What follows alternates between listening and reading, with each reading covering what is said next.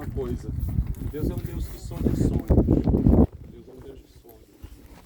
E os sonhos de Deus, todas as vezes que Deus tem um sonho, Deus tem um projeto, aprove a Ele, na sua soberania, trabalhar em parceria com o homem. A Bíblia diz que os céus são os céus de Yahvé e a terra Ele deu aos filhos dos homens.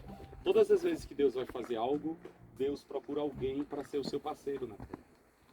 O profeta diz que Deus nada faz sem que antes revele aos seus servos, os profetas. Deus, quando vai, por causa de uma aliança, quando Deus vai destruir Sodoma e Gomorra, no meio do caminho, ele diz uma das frases mais lindas para mim na Bíblia. Poderia eu ocultar o que eu planejo fazer ao meu amigo Abraão? Deus sempre trabalha em parceria com homens. Todas as vezes que Deus vai fazer algo, primeiro passo, Deus escolhe alguém. Foi assim desde o princípio. Deus escolhe alguém. O povo de Israel existe hoje porque Deus escolheu um homem para nele levantar uma nação. E chamou ele lá de Ur dos Caldeus, chamado Abrão, e revela o desejo do coração dele para este homem. E este homem se torna um grande parceiro de Deus para o estabelecimento da nação do Senhor. Todos os deuses da terra tinham os seus povos, todos os povos se formavam em volta de um Deus, mas o Deus verdadeiro não tinha um povo. E Deus chama Abraão, cheio de desafios, como vocês bem sabem. O desafio de ser casado com uma mulher estéril, o desafio de já ter 75 anos, e a promessa de Deus contraria absolutamente tudo o que era a realidade de Abraão. Deus chama Abraão para ser pai de uma grande nação.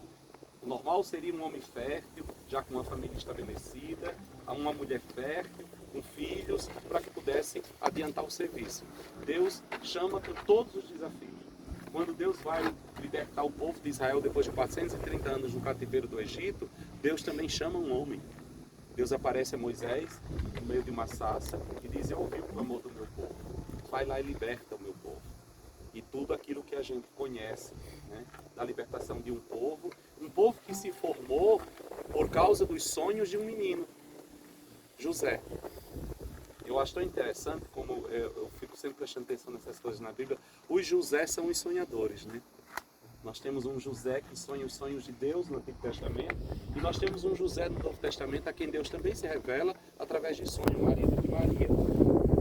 Deus orienta José, marido de Maria, a preservar a vida de Jesus através de sonho.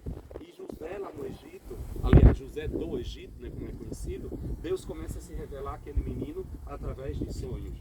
Ele sonha com o sol e a lua se curvando diante dele, ele sonha com feixes se dobrando diante dele, e depois ele é usado para interpretar os sonhos de Faraó e tudo aquilo que nós sabemos. E os sonhos de Deus, eles enfrentam obstáculos. Deus coloca sonhos no nosso coração.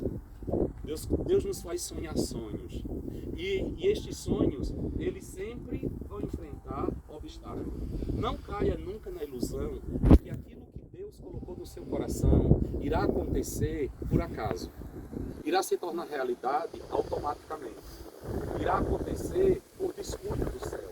Deus falou, automaticamente vai acontecer. Não é assim que funciona. A Bíblia nos mostra que todos os homens e mulheres de Deus que ousaram sonhar os sonhos de Deus, eles pagaram alto preço para que estes sonhos se tornassem realidade. E existem coisas dentro dos sonhos de Deus que Deus irá fazer. Existem coisas dentro dos sonhos de Deus que competem a nós fazer. Existem portas que Deus irá abrir e vai dizer simplesmente, passe por ela. Existem outras portas que Deus vai dizer, é ela. E quando você bater, ela vai estar fechada. E vai continuar sendo ela. E você vai ter que ter certeza de que Deus te mandou ir por este caminho para que você possa forçar estas portas. Uma coisa que eu aprendi na minha vida muito cedo é que existem portas de Deus na nossa vida que elas só são abertas quando elas são forçadas. E que facilidade e dificuldade não é meio de orientação de Deus.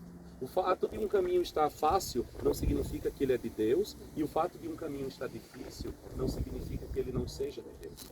Quem nos guia não são as facilidades ou dificuldades. Quem nos guia é o Espírito Santo do Senhor. Então, muitas vezes, Deus vai nos levar por caminhos que são difíceis de serem passados. E você vai parar e dizer, Senhor, e Ele vai dizer, este é o caminho, ande por ele. E quando Davi é escolhido por Deus no meio dos seus irmãos, e ungido por Samuel, é interessante que o relato bíblico vai mostrar que não mudou muita coisa na vida de Davi. Aliás, não mudou nada. Davi era rejeitado pelos seus, talvez pela sua estatura, talvez pela sua aparência. A Bíblia diz que ele era ruivinho, de boa aparência, bonitinho, sabe aquele miudinho. Enquanto os seus irmãos eram grandões, homens treinados para serem soldados de Saul, na minha imaginação, Davi era um toquinho de amarrar a jegue, aquela coisinha assim. Sabe aquele menino tão bonitinho, criado por mãe? Pronto, era Davi. Ele servia para quê? Para cuidar de poucas ovelhas, para levar comida para os irmãos no campo de batalha. Era um menino de recado de dentro de casa. E Deus o escolheu. E Deus o ungiu. E a unção de Deus mudou a identidade de Davi, mas não mudou a opinião da sua casa a respeito dele. Preste bem atenção a isso.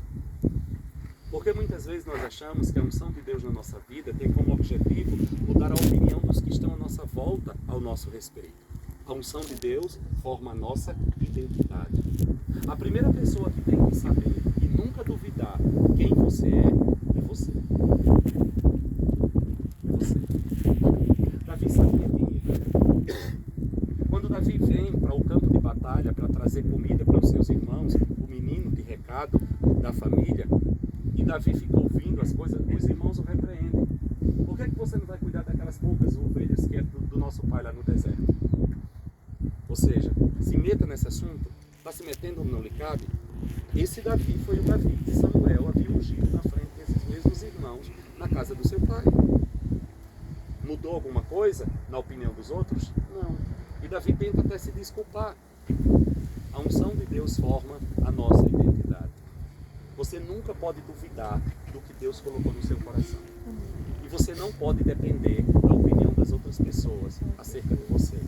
Bote uma coisa na sua cabeça. A opinião dos outros a seu respeito é apenas uma opinião.